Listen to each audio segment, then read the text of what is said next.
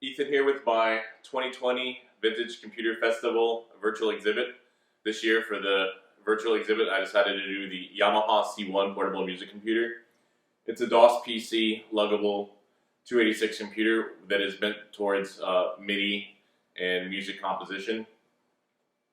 A bit of backstory: when I was younger in Virginia Beach, I think I either saw a brochure or one of these machines at a local music store. And it kind of stuck in my mind. It didn't really stand out too much other than it kind of looked cool. And it was interesting that it had all these MIDI ports, which at the time MIDI expansions for PCs were kind of rare. Many years later, I decided to try to hunt one of these things down, posted all over the forums and the mailing list. Just a little, hey, I'm looking for one of these. Never got anything back, but I did have an eBay search set up for many years. So I think after maybe 4 years, finally there was a hit on one of these machines. Before that, there was someone that would list a brochure over and over and over, so they kind of highlighted the fact that it was out there, and there's a little bit of information here and there on the internet, but really nobody had one or anything else. It's kind of a thing of lore. So yeah, after 4 years, one of these things pops up. It was non-functioning, which I eventually learned that all of them are non-functioning. And it actually had a good amount of documentation and stuff with it, so bid on it, was actually successful, and I think there was actually a little bit of competition, which surprised me because I thought I was kind of the only one in the market looking for one of these. When the auction finally receive it, and it actually came with more just the actual computer itself, as well as a good amount of documentation, which included some rare documentation that kind of goes into not a full service manual, but kind of programming and other documents that were actually also included on a floppy disk with the system. So the minute I got it, I put all that information out in public so that others would have it, and wrote some blog posts about it. And there was actually someone else that had some blog, a post about his, and I think his is also dead. So posted kind of, hey, does anyone know what the issues are? Nothing came up, so I decided to dig into it. It took about 3 years to actually troubleshoot and fix the stupid thing.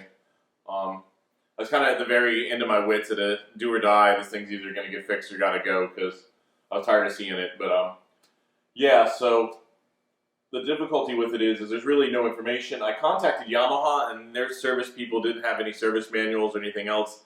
They actually didn't really have much of a record of it existing at that point in time. Like they were kind of confused as to what I was talking about. My eBay search later actually hit, and sure enough, service manuals started popping up. So someone had a bunch of service manuals they were selling off.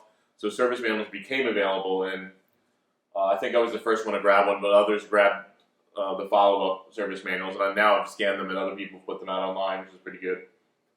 So the service manual didn't really shed too much light, but it was definitely a big help. The symptoms were originally that there's actually an external display feature for the CGA graphics, and there's a port on the back where you can hook in a monitor. Well, it would always come up saying that it's set up for the external monitor, and there's a dip switch in the back to turn it off and on, but it just never responded. Not having any reference to one of these machines, I had nothing to compare it to. So started tearing into it, did a lot of kind of reversing the circuit board to figure out all the dip switches and logic that actually controlled the screen. Tried to hook it to an external monitor, actually kind of tried to hotwire it to an Amiga monitor, but that didn't work. There were capacitors that had leaked on the motherboard, but nothing too bad. And I wrung out all the traces with a multimeter, and they seemed to be good, even the ones that looked questionable, which is only like 2 of them that really looked marginal. So yeah, it was a tough one, but eventually I figured out that there's actually more traces damaged by the capacitor leakage. The vias going through the board, not so much the trace itself. And yeah, the day it came to light was pretty good. But prior to that, I had hotwired it to get the LCD to fire up. There's no output, everything. So this one is partially working. The actual machine itself is a 286, I believe 12 megahertz. This one is equipped with the hard drive, which is not of any normal standard, which was kind of common for all the laptops and portables of the day. It's got a custom hard drive that uses a much thinner ribbon cable with no power. This is actually the hard drive controller out of it. So the hard drive does not work, and the parallel port as well, I found out after trying to run a iOmega zip drive for storage. No go. So there's traces that are damaged underneath the surface mount chip. I could probably replace it, I just haven't had the motivation yet. But some other neat things about it was machine features 2 sliders, which are actually show up as MIDI. Hopefully I won't damage the hard drive. It is a heavy beast, but there is indeed 8 MIDI outputs. There are 2 MIDI inputs and a MIDI through. There's a SMPTE timecode in and out, which I'm not sure if that can be written straight to tape for time striping tape to synchronize with the MIDI sequencer, or if it has to, or if it's just between devices that speak that. I'm not really familiar with that. And your standard PC ports. There's also an expansion slot here, and according to the documentation which came with it, which once again is pretty rare, but I put it out there, it looks like it might just be an ISA expansion. The only expansion card that was ever mentioned that was released is a RAM expansion that adds another, I think, 1.5 megabytes of RAM to the internal 1.5 or so that it has. Hopefully I might get around to maybe trying to cat out a board for this to convert it to ISA for trying to run an XT IDE. On the vein of hard drives and moving to a modern hard drive solution, hard drive, there is low-tech.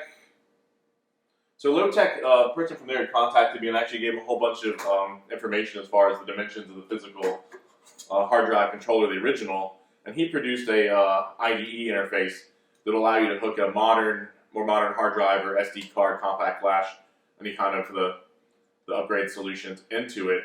However, there is no BIOS here, and someone else from the VCF Fed forum had actually downloaded the BIOS dumps that I posted online and merged into it the XT IDE BIOS to try to make this thing work. However, upon trying to use that merged BIOS, the person that created it doesn't have one of these machines to test with.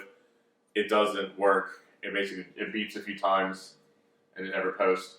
So with that, this doesn't work. So I think if you were to actually attach that ROM through the 16-bit ISA slot through that interface there, it'd be possible to get that working.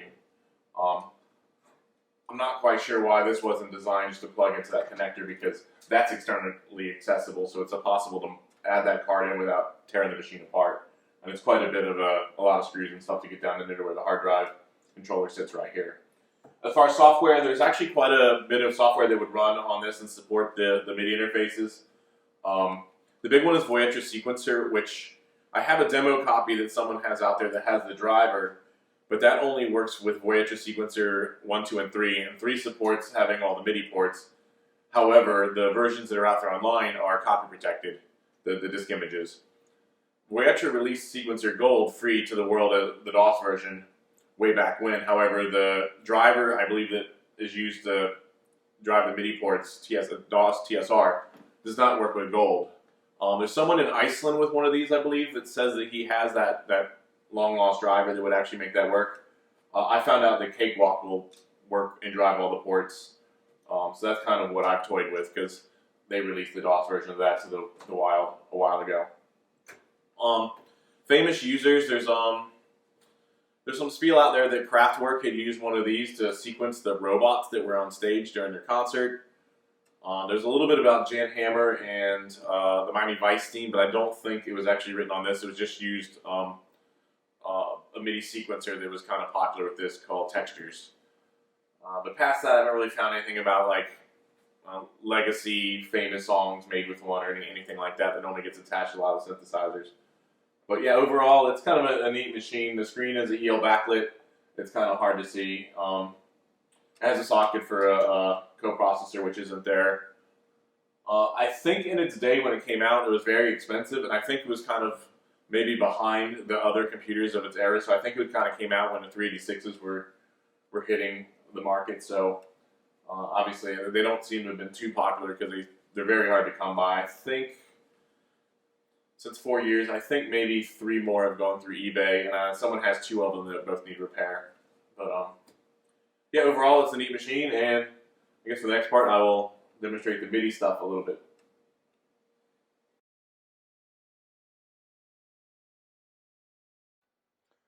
Okay, for a quick demo on the Yamaha Music Computer C1 doing MIDI.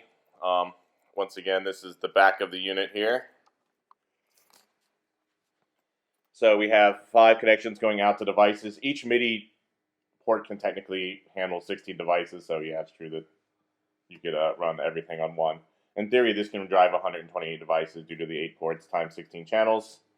This is actually coming inbound from a keyboard that I use to pound in my beautiful composition. And this is Cakewalk 4.0 for DOS. So you can see here the kind of different devices here, MT32, Oberheim, WaveStation, etc. And over here is the channels that it's assigned to for the output. Oh, sorry, the ports are right there, followed by the MIDI channels. I'm just driving a number of synthesizers that I've repaired over the years. So